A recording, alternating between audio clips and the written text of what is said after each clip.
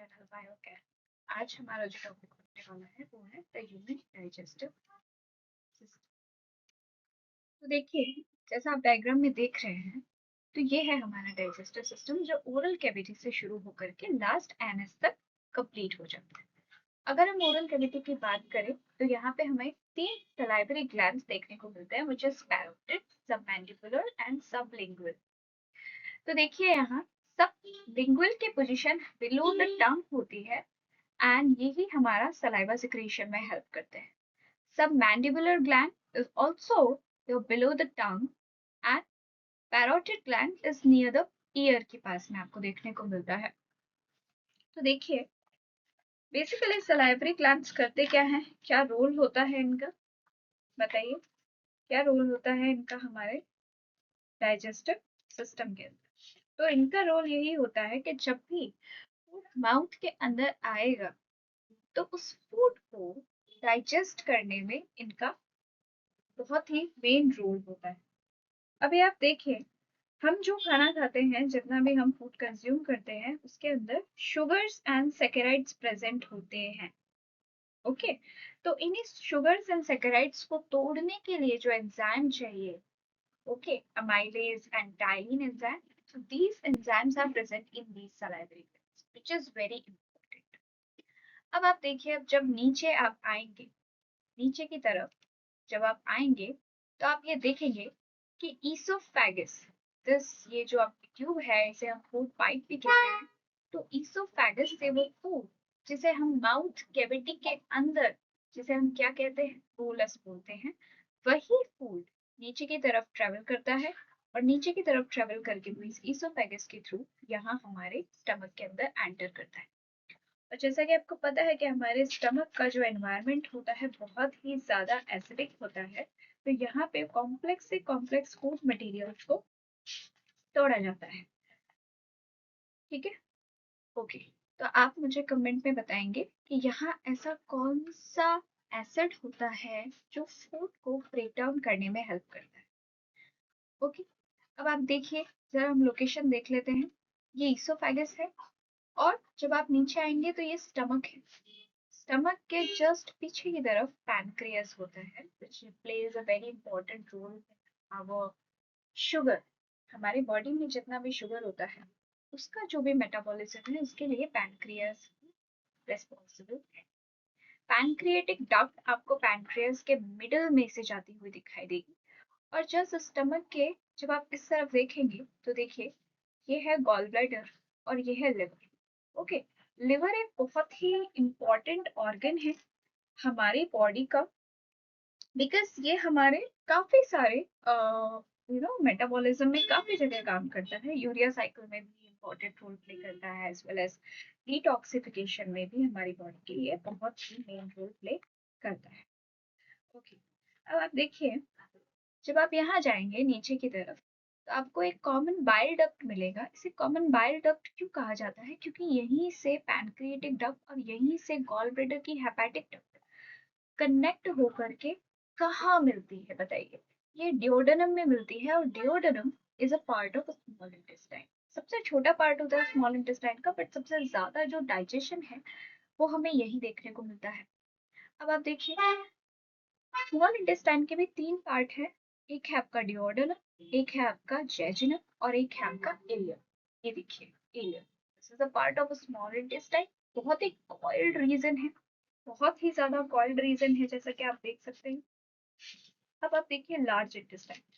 जब आप large intestine की बात करते हैं, ओनली डायमीटर वाइज ये लार्ज है, बट अगर आप इसकी लेंथ की बात करेंगे तो ये लेंथ में काफी छोटी होती है स्मॉल इंटेस्टाइन से। But why we consider large intestine as a large intestine and why not the small intestine? देखिए, बात ऐसी है कि अगर हम डायमीटर वाइज देखेंगे तो यहाँ लार्ज इंटेस्टाइन का डायमीटर बहुत बड़ा है, इसलिए इसे लार्ज इंटेस्टाइन कहा जा रहा है। और स्मॉल इंटेस्टाइन में as compare to large intestine diameter काफी छोटा है। ओके, तो हमारा जो लार्ज इंटेस्टाइन है उसके भी तीन पार्ट्स हैं। एक है हमारा colon, caecum and rectum. Colon भी 3 पार्ट्स में डिवाइड हो जाता है, which is the transverse colon, and हो जाता है आपका असेंडिंग कोलॉन, और होता है आपका डिसेंडिंग कोलॉन। ठीक है, असेंडिंग एंड डिसेंडिंग, छोटे से बड़ा एंड बड़े से छोटे के रूप में इसको क्लासिफाई किया जाता है।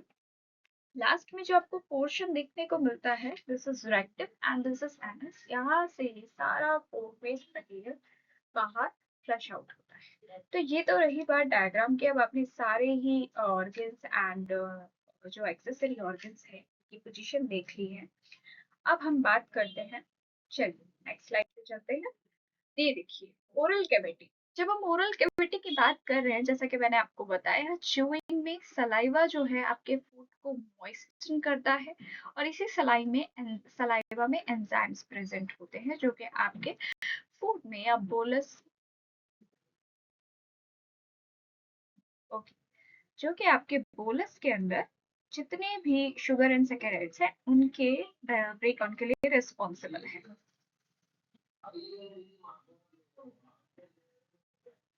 चलिए आगे की तरफ नेक्स्ट स्लाइड।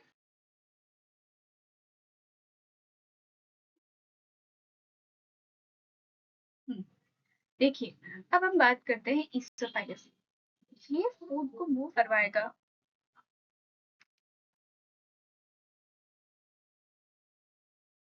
देखिए ये हमारे फूड को मूव करवाएगा from the mouth to the stomach. Okay, इसमें एक मूवमेंट पाया जाता है पेरिस्टल्सिस। What is पेरिस्टल्सिस? देखिए पेरिस्टल्सिस कुछ भी नहीं है, बट ईसोफेगस के अंदर जो मसल्स होते हैं उनका movement from up to down is considered as peristalsis movement. But कभी कभी जब आप देखेंगे, अब आपके दिमाग में एक क्वेश्चन आ रहा होगा कि जब हमें वॉमिट होती है तो वॉमिट के टाइम पे यही मूवमेंट उल्टा कैसे हो जाता है? मूवमेंट उल्टा नहीं होता है। जो यहाँ हमारे ईसोफेगस की मसल है, ये वॉलेंट्री मसल्स नहीं है, ये इनवॉलेंट्री मसल्स हैं जो कि हमारे ब्रेन से कनेक्ट रहती है। इनके रिसेप्टर्स जो भी है वो ब्रेन से कनेक्ट रहते हैं। इसी वजह से जब हम फूड ऐसा कुछ खा लेते हैं जो कि बहुत ज्यादा मतलब अच्छा नहीं है अगर हमारे बॉडी के लिए, तो तब तब हम पेरिस्टल्सिस का अपवर्ड मूवमेंट देख पाते हैं, और उसी के थ्रू में वॉमिटिंग हो, तो जितना भी फूड पॉइजनिंग या पॉइजन बन रहा होता है हमारे स्टमक में बाहर निकलता है।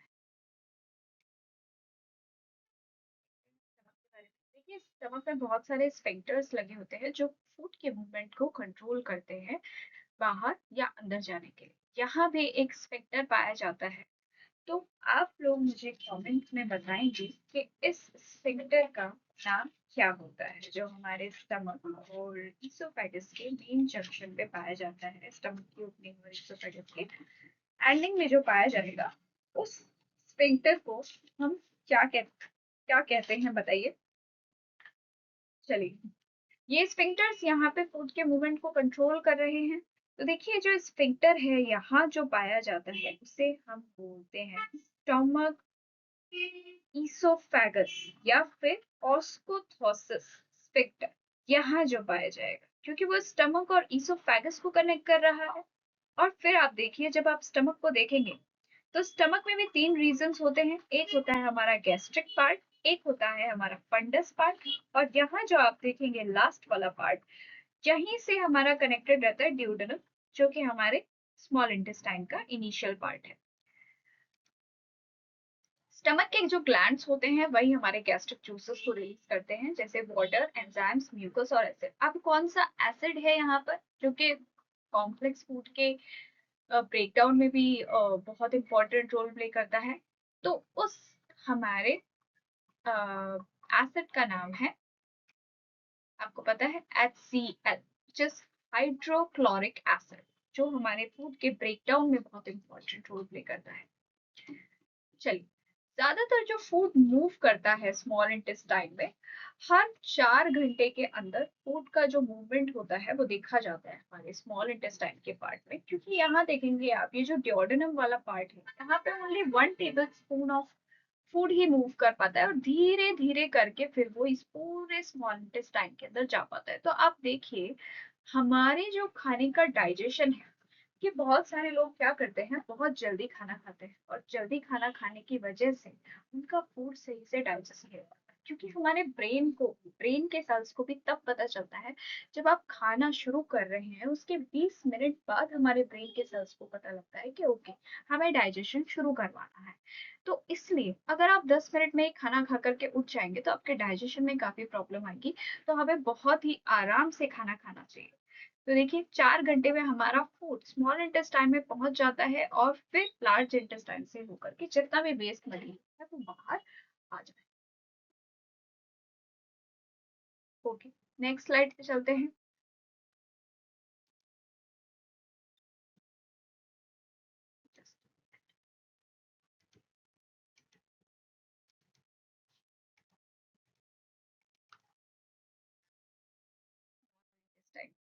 स्मॉल इंटेस्टाइन, वैसे तो आप ये देख रहे हैं, ये जो कॉइल्ड रीजन है आपके पास में, यही से हम स्मॉल इंटेस्टाइन कहते हैं।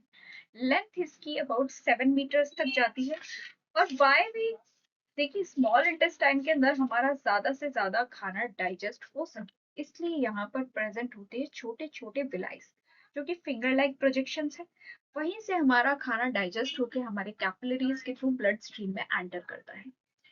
अब देखिए, लिवर एंड पैनक्रियास सीक्रेट करते हैं एंजाइम को स्मॉल इंटेस्टाइन के अंदर। हमने शुरुआत में देखा था कि स्टमक के पास में या स्टमक के पीछे पैनक्रियास होता है और यहाँ पर जो ये पोर्शन है, यहाँ पे हमारा लिवर होता है जिसमें बाइल डक्ट या हेपेटिक डक्ट प्रेजेंट होती है और पैनक्रियास में पैनक्रिएटिक डक्ट प्रेजेंट होती है। और वही रिस्पॉन्सिबल है किसके लिए, बहुत सारे एंजाइम्स जो सिक्रेट हो पाते हैं हमारे स्मॉल इंटेस्टाइन के लिए उस डक्ट के थ्रू सिक्रेट हो। आगे देखिए, डाइजेशन यहीं पर कंप्लीट होता है आपका स्मॉल इंटेस्टाइन के अंदर। बहुत सारे न्यूट्रिएंट्स यहाँ पे अब्सॉर्ब होते हैं इंटेस्टाइनल वॉल्स के थ्रू और इन्हीं इंटेस्टाइनल वॉल्स पे प्रेजेंट होते हैं छोटे फिंगर लाइक प्रोजेक्शंस जिन्हें विलाय कहा जाता है। अगर हम लार्ज इंटेस्टाइन के पहले पार्ट या कोलॉन की बात करते हैं तो ये है कोलॉन। इसके भी 3 डिवीजन देखे थे हमने, transverse colon, ascending colon and your descending colon. देखिए यहाँ पे बहुत सारे बैक्टीरिया प्रेजेंट होते हैं जो कुछ विटामिन को प्रोड्यूस करते हैं और बहुत नेसेसरी है हमारी बॉडी के लिए। तो विटामिन जो है वो हमारे ब्लड स्ट्रीम में यहीं से अब्सॉर्ब हो पाते हैं लार्ज इंटेस्टाइन। वाटर का रीअब्सॉर्प्शन भी हमारा यहीं पर देखने को मिलता है। और फीसेस, जो भी अनडाइजेस्टेड मटेरियल बचता है जिन्हें हम फीसेस बोलते हैं, वो रेक्टम के अंदर मूव कर जाता है। अब देखिए, अब अगर हम डाइजेशन की बात करें, कार्बोहाइड्रेट का डाइजेशन कहाँ होता है, mouth, stomach and small intestine. कैसे होता है, देखिए माउथ में सलाइवरी अमाइलेज होते हैं जो कि ब्रेक डाउन करते हैं स्टार्च को शुगर के अंदर। एंड स्टमक के अंदर पीएच इतना कम होता है माइलेज के लिए कि वो वर्क नहीं कर पाता। तो स्टमक के अंदर हमारे पास में आता है म्यूकस।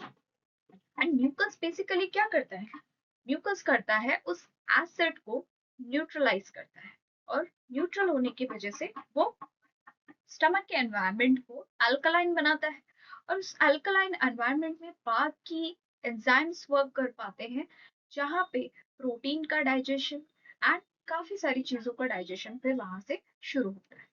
अगर हम स्मॉल इंटेस्टाइन की बात करें, देखिए यहाँ पे पैनक्रिएटिक जूसेस न्यूट्रलाइज कर देते हैं स्टमक एसिड्स को। ओके, बेसिकली स्टमक के अंदर भी वो न्यूट्रलाइज हो जाता है लेकिन स्मॉल इंटेस्टाइन में आपको काफी ज्यादा बेसिक एनवायरनमेंट चाहिए होता है डाइजेशन के लिए। तो यहाँ पे भी बहुत सारे ऐसे पैनक्रिएटिक जूसेस जो पैनक्रियास से भी आ रहे हैं एंड कुछ देखिए बाइल डक्ट जो लिवर के अंदर प्रेजेंट होता है, बेसिकली वो फैट एमल्सिफिकेशन में काम करता है।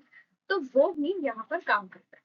देखिए इंटेस्टाइनल और पैनक्रिएटिक एंजाइम्स कंप्लीट करते हैं कार्बोहाइड्रेट के डाइजेशन। अब प्रोटीन का डाइजेशन जब हम देखेंगे तो प्रोटीन के डाइजेशन में क्या होता है, ओनली मैकेनिकल डाइजेशन आपके माउथ में देखने को मिलता है जो कि टीथ के थ्रू होता है। ओके, हमारे जो टीथ हैं वो क्या करते हैं, मैकेनिकल डाइजेशन ही तो करते हैं। च्यूइंग के थ्रू या मैस्टिकेशन के थ्रू वो फूड को बहुत ही फाइन च्यू करने में मदद करते हैं। अब देखिए स्टमक, स्टमक में एक हार्मोन गैस्ट्रीन है जो कि सिग्नल करता है स्टमक को कि वो सीक्रेट करे या निकाले एसिड। जैसे ही एसिड बाहर आएगा तो एसिड कन्वर्ट करेगा पेप्सिनोजन को प्रोटीन में, डाइजेस्टिंग एंजाइम पेप्सिन।